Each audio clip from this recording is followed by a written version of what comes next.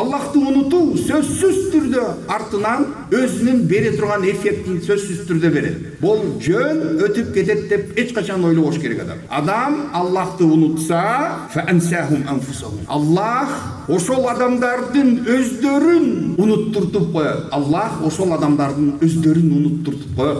Бул өзүн унутуп коюш в каком смысле? Кандай мааниде биз өзүн унутуп коет? Кандайча?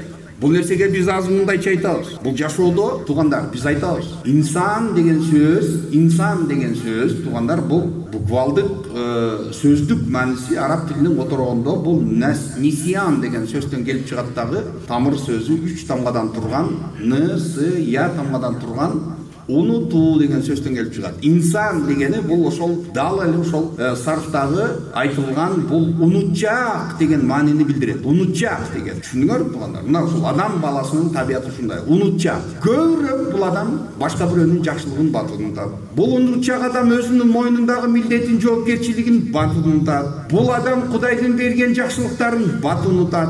Дос колдоп жүргөн, жардам берип жүргөн достун жакшылыктарын бирге эстеп батынтат. Кыйынчылыкта бирге болуп жүргөн, жашоосу өзгөрүп, жакшы болгондон кийин кыйынчылыкта бирге жүргөн досун батынтат. Бирок бирөөнүн жамандыгын батынтпайт, бирөөнүн кемчиликтерин батынтпайт. Мына ушундай бул инсандын табияты. Ошондуктан инсан деп айтылат. Аллах субханаху ва таала мына ушул аятында «Вала такуну келлазина насуллаха фаансахум анфусахум».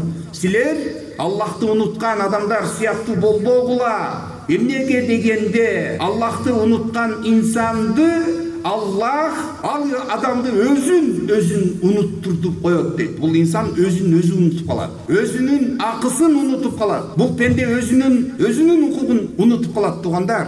Бул жашоо бумеранг сыяктуу бардыгыбызга белгилүү. Бирок ошол кайтып келсе жакшы. Эгерде сен бирөөнүн чокусуна соксоң, bir күн айланып келип сенин чокуңа тийсе бул жакшы. Бул адам тирүү болуп туруп бул дүйнөдө расчет болуп кетсе бул жакшы. Бирок биз анын үстүнөн күлөбүз да мынакей шуну көрмөгүлө эле, ушул кыйын болуп жүрдү эле мынакей көрдү, ушуну көрүш керек эле. Биз бирөөнүн кыйынчылыгына биз сүйүнөбүз, кубанабыз, өзүбүздүн проблемаларыбыздын баарын унутабыз. Эмне үчүн? Биз унутчакпыз. Аллах субханаху ва таала бул Кудайды унуткан кезде Аллах таала ошол пенделерди өздөрүн унутуп коет. То есть өздөрүн унутканда кандай унутуп койду? Эмнени унутуп калды?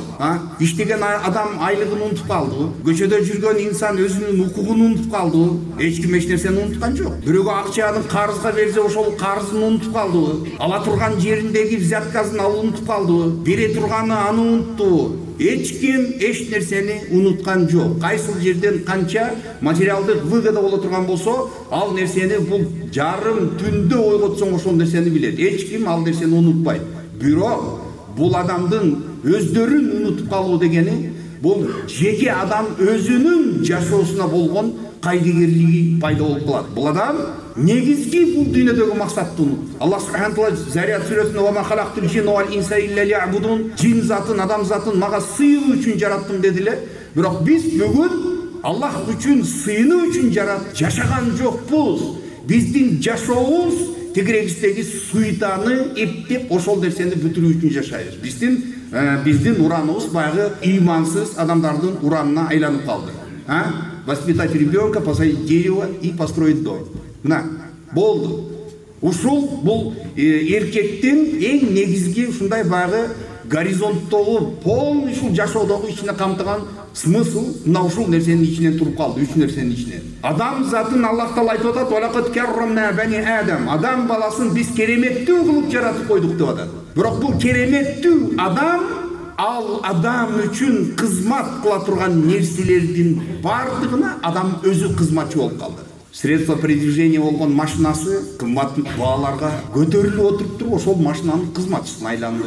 Заңыраган үйдү салды, ошол үйдүн кызматчысына айланды. Чоң бир мансапта эптеп уруп согуп барып жетти, ошол жердин кызматчысына айланды. Кыскасы тегеректеги бүт материалдык баалуулуктардан бул адам бүгүн зависимый болуп калды. Ошол нерселерге байланып, ошол нерселердин кызматчысына айланып, Аллахтын алдындагы болгон милдетин бул адам унутуп калды. Мына ошол эң чоң проблема эле.